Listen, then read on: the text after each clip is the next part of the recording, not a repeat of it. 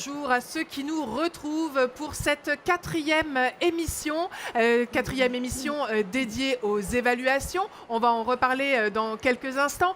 Nous sommes donc placé ici sur le stand du ministère de l'Éducation nationale. Ce plateau est dédié justement aux travaux de l'Éducation nationale et nous sommes en direct du Salon de l'Éducation installé à Paris, bien entendu, le 23 novembre 2018. Vous êtes les bienvenus pour ce sujet donc consacré aux évaluations de seconde qui ont concerné donc tous les étudiants, tous les élèves, pardon, cette année, en début d'année donc de seconde. Alors, je vais vous présenter tout de suite mes invités. Donc, j'ai à ma gauche Thierry Rocher, qui est chef du bureau d'évaluation des élèves à l'ADEP. L'ADEP, je précise qu'il s'agit donc de la direction de l'évaluation de la prospective et de la performance.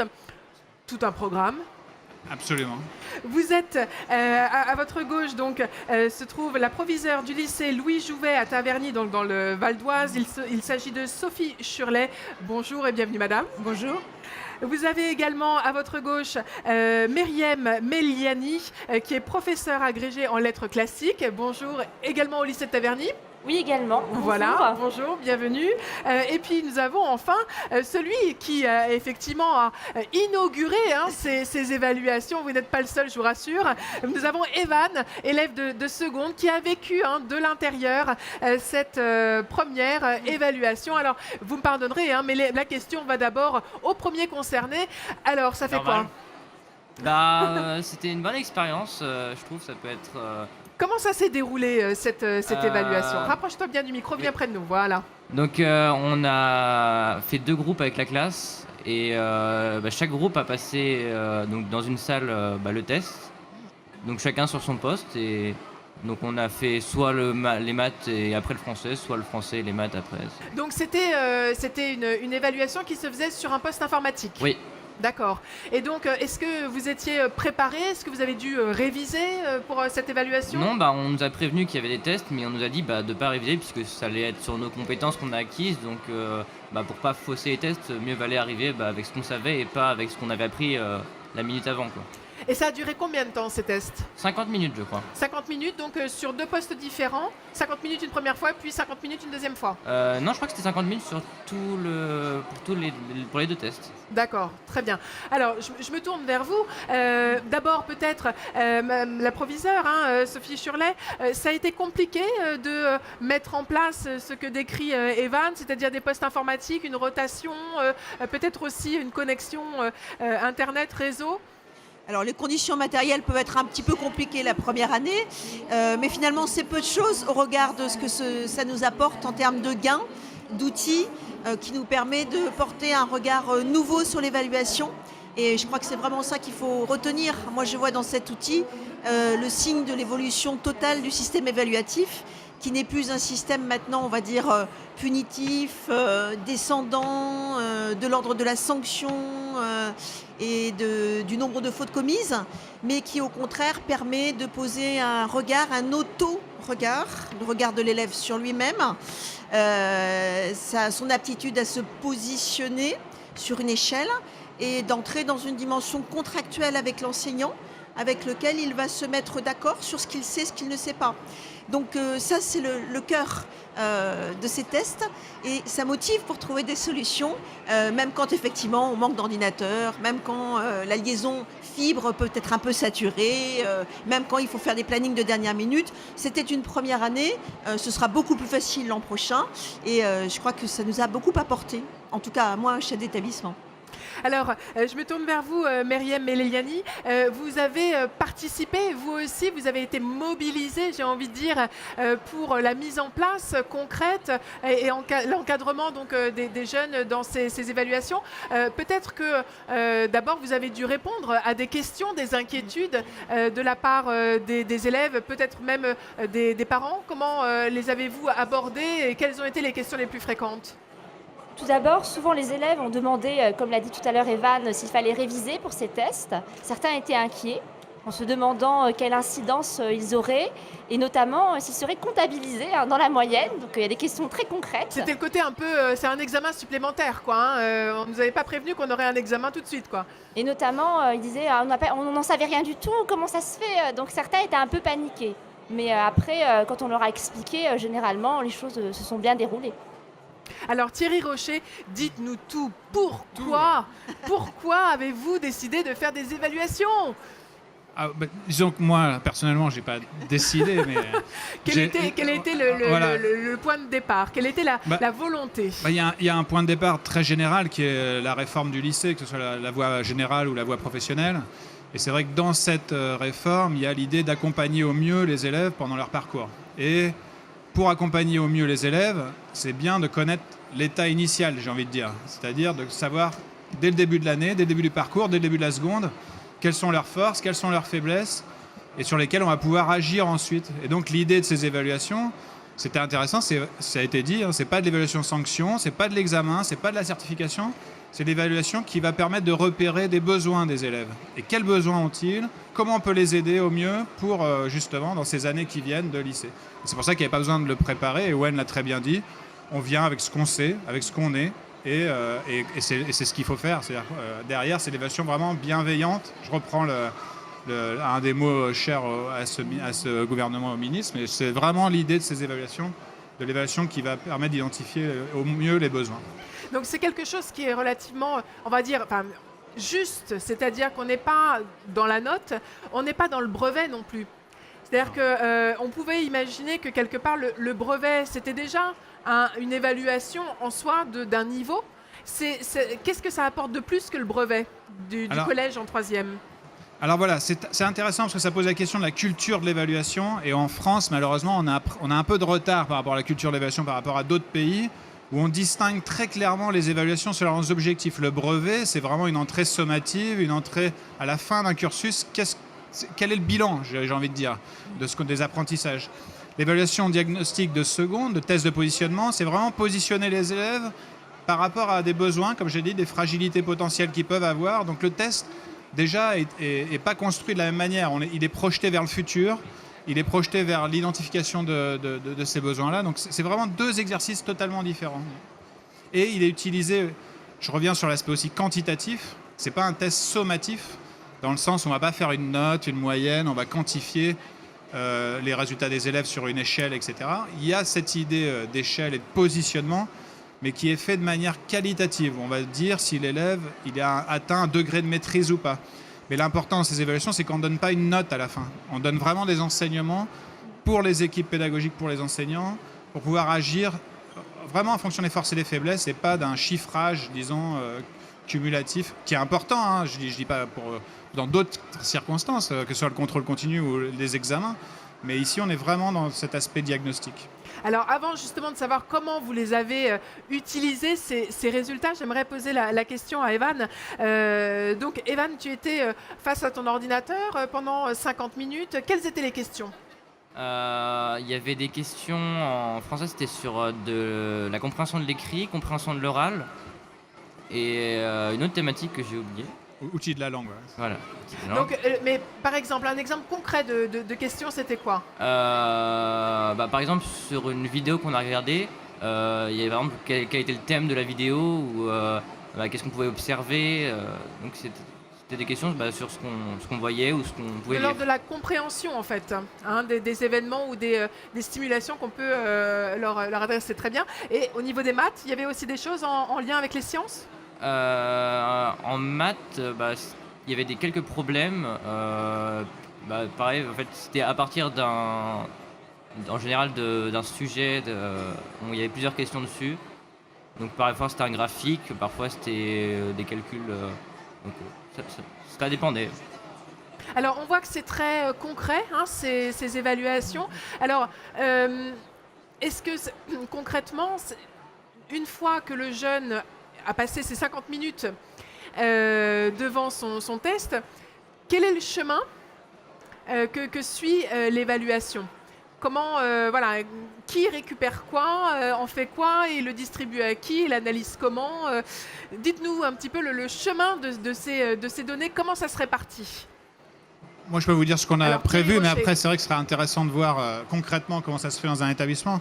Mais il y a différents types de restitution. Il y a une restitution immédiate qui est individuelle et qui concerne les résultats de l'élève, comme je l'ai dit, de manière descriptive, identification de besoins. Il y a aussi une restitution sous forme de groupe. On est sur le niveau de la classe, de l'établissement, où on peut avoir une photo de l'ensemble des élèves par rapport à ses forces et ses faiblesses.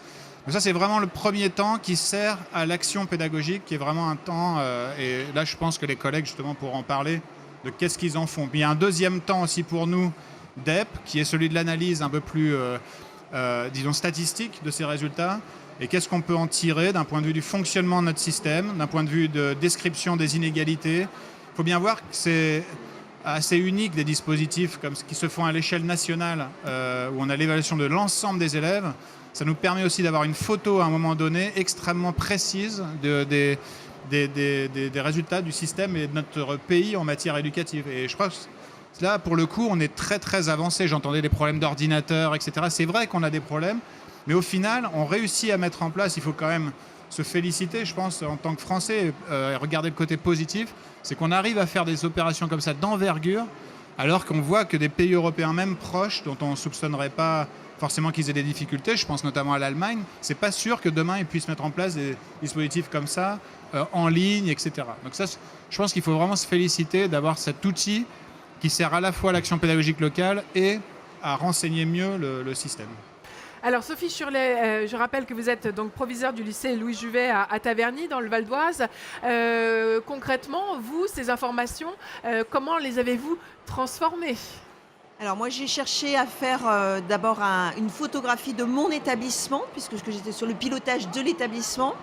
C'est intéressant parce que ça permet de fournir des outils scientifiques.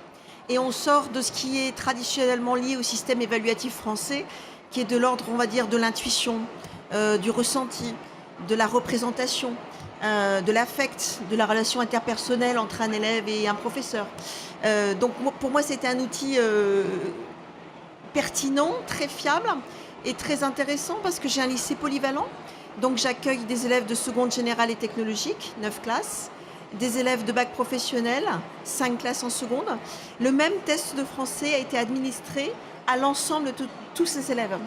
Donc il y a une lisibilité du spectre qui est extrêmement importante, qui montre en effet que souvent les élèves en voie professionnelle peuvent être en plus grande difficulté sur un certain nombre d'acquis, mais pas forcément partout.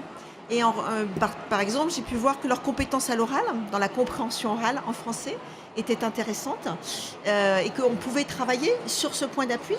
Donc ça permet de mettre en place des stratégies éducatives de remédiation à des difficultés qui sont identifiées au niveau de l'établissement, du conseil pédagogique et qui peuvent être travaillées avec des équipes.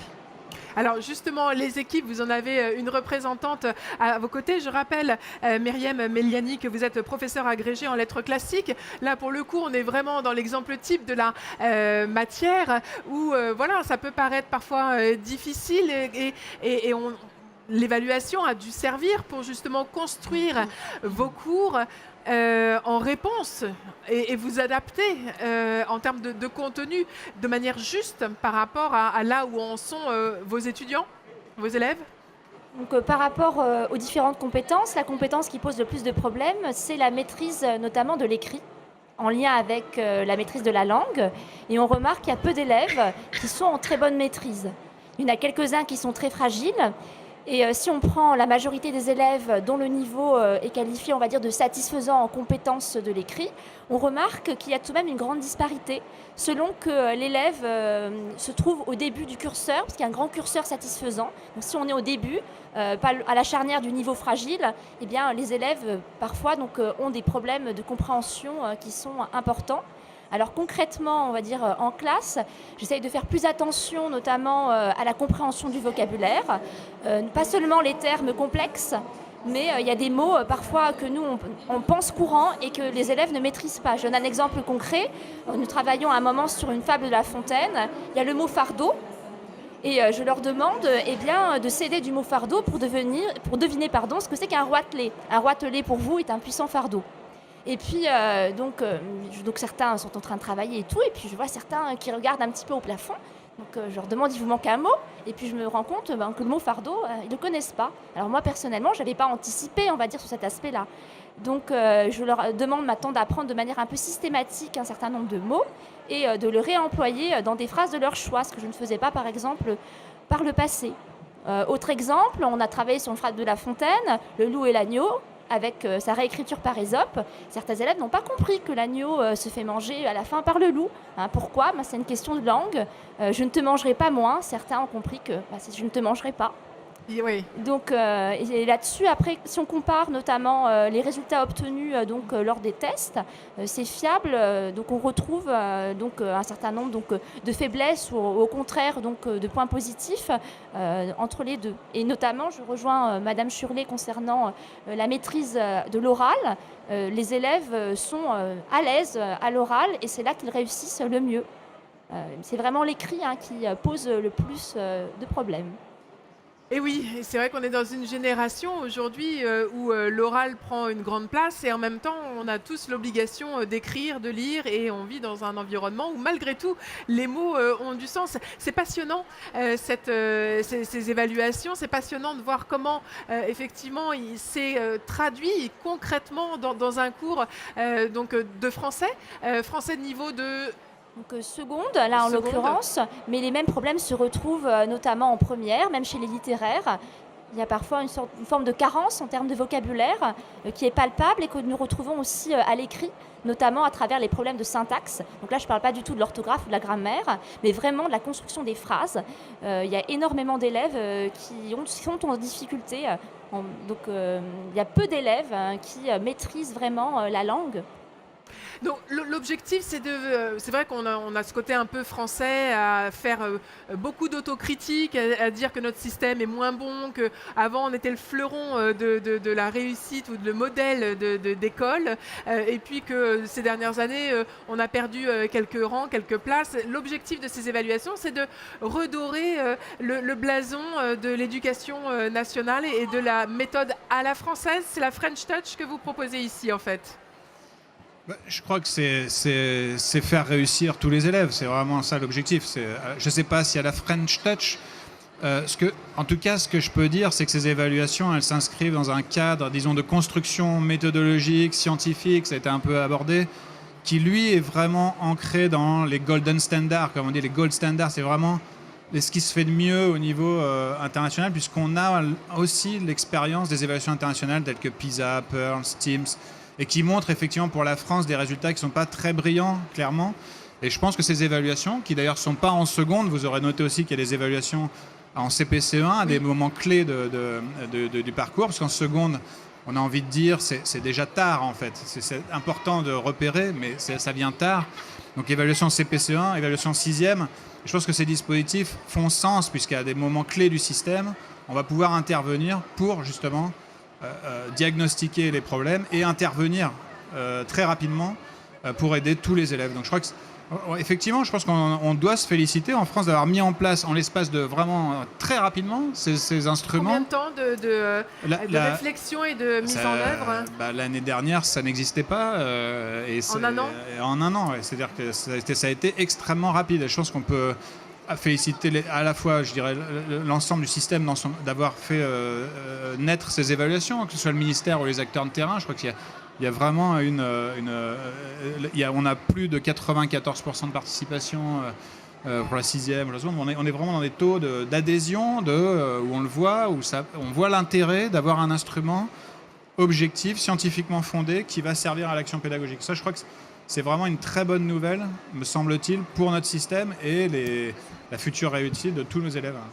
Alors, Sophie Churlet, je vous vois faire oui, oui, oui. C'est pas besoin de motiver les professeurs, pas besoin de motiver les élèves, en fait. Non, ça se fait naturellement. Et pour reprendre vos propos, je pense que ce qui est intéressant, c'est la corrélation de suivi de cohorte. C'est-à-dire qu'est-ce qui se passe en CP, puisqu'il y a des tests administrés en CP, en C1, je crois, puis en 6e, puis en seconde. On a vu qu'il y avait des compétences qui étaient insuffisamment acquises par les élèves. À quel moment doit-on réagir ? Comment peut-on, sur un parcours d'élèves, y remédier? C'est aussi ces questions qui sont posées par cette nouvelle culture de cette évaluation et de ces outils de test. On parlait tout à l'heure d'agilité de la voie professionnelle. Là aussi, on a beaucoup d'agilité dans ce dispositif. Ça permet d'être beaucoup plus agile, on va dire en micro, pas simplement en macro. Hein. Là, on est vraiment au contact direct avec nos élèves parce qu'on a posé un diagnostic très juste. C'est vraiment très agile comme système. Absolument, et je crois que ce qui est intéressant aussi dans les évaluations qu'on a voulu faire en seconde, c'est d'avoir des évaluations communes aux élèves de seconde professionnelle et seconde générale, bien sûr avec quelques différences dans certains domaines, puisqu'ils ne vont pas être abordés de la même manière, je pense aux mathématiques notamment, mais si on est en français, on a vraiment une évaluation qui est commune et avec un processus aussi adaptatif, parce qu'on sait que les difficultés ne vont pas forcément être les mêmes, on le sait, c'est des choses qui, malheureusement, sur lesquelles il faut agir. Mais on a un processus adaptatif d'évaluation qui fait que l'évaluation s'adapte au niveau des élèves. Les élèves, s'ils échouent un certain nombre de fois à des exercices, ils ont des exercices plus faciles et inversement, s'ils réussissent, des exercices plus difficiles. Et je crois qu'on a essayé justement de s'adapter à toute l'hétérogénéité des possibilités des niveaux, quelle que soit la filière prise par les élèves. Et ça, c'est de l'agilité, c'est ça aussi. J'ai envie de dire adaptivité aussi. On s'adapte, on a un processus qui va s'adapter au niveau des élèves. Est-ce que ça veut dire que les évaluations qui ont eu lieu cette année seront, on va dire, technologiquement identiques, mais au niveau du contenu différentes? Et est-ce qu'elles vont, pardon, je finis ma question, est-ce qu'elles vont tout le temps, elles aussi, évoluer? C'est-à-dire qu'on va être en mutation permanente pour être en corrélation et au plus près, finalement, de ce qu'ont fait les jeunes précédemment? Absolument. En fait, il y a deux sujets. Il y a un sujet de la comparaison. Je pense d'année en année, on va faire évoluer, on va changer parce qu'une évaluation, ça s'use aussi. Hein, les questions s'usent, on le sait. Mais il y a aussi effectivement l'évolution des contenus. Vous voyez que là, on a parlé de compréhension orale. C'est très intéressant la compréhension orale. Et la technologie permet d'évaluer ça, puisqu'on peut avoir des vidéos, des sons, etc. Mais on a d'autres choses sur lesquelles on travaille, notamment des situations interactives, par exemple, où les élèves font des essais-erreurs, ils sont dans des démarches d'investigation, etc. Et ça, l'outil technologique permet d'approcher ces compétences-là, qui sont des compétences plus transversales, et c'est ça aussi des axes sur lesquels on travaille, des compétences dites du 21e siècle, et qui effectivement seront à même qui, au-delà des fondamentaux qui sont nécessaires pour réussir, français et maths, mais aussi des compétences plus larges qui permettront disons, d'anticiper ce à quoi vont être confrontés nos élèves dans le monde de demain, quoi. Donc on y travaille aussi dans cet aspect d'innovation et j'espère que dans les années qui viennent, ce sera quelque chose qui fera évoluer aussi les évaluations nationales exhaustives. Eh bien, merci à tous les quatre d'avoir participé à cette table ronde sur ce sujet passionnant, donc des évaluations. Oui. Excusez-moi, je vais faire un petit peu de publicité, parce que si vous voulez passer l'évaluation seconde, telle qu'elle a été présentée aux élèves. Donc je vous donne rendez-vous. Voilà, je vous invite à venir. Ce sera très bienveillant, vous inquiétez pas. Sur le stand du ministère de l'Éducation nationale, à côté. En direct, absolument. À côté de la cabane rose, où il y a un stand à côté du stop au harcèlement. Vous pouvez venir passer l'évaluation. Voilà, avec donc nous. je lance le message pour qu'il soit entendu à tous ceux qui nous rejoindront. Vous avez la possibilité, mesdames, messieurs, jeunes ou moins jeunes, de tester vos connaissances justement avec ces évaluations qui ont été soumises aux élèves de seconde en septembre dernier. Et puis vous aurez le résultat en direct alors? En direct. En direct, voilà. Et est-ce qu'on peut retourner au lycée derrière? Ah bah bien sûr. On a le droit de se tromper. Il va y avoir du monde, hein. Il va y avoir du monde. En tout cas, moi je vous donne rendez-vous dans quelques minutes pour une nouvelle table ronde sur justement, c'est un sujet qui va être totalement en cohérence, le baccalauréat de 2021. Le nouveau bac, le nouveau lycée. On est tous concernés. On a tous, effectivement, qu'on soit professeur, proviseur et jeune ou DEP, voilà, on a tous, effectivement, cet objectif du nouveau bac et on va tout vous dire sur le nouveau bac. Je vous donne rendez-vous dans quelques minutes. Vous êtes bien, vous êtes chez vous sur le stand du ministère de l'Éducation nationale. À tout de suite.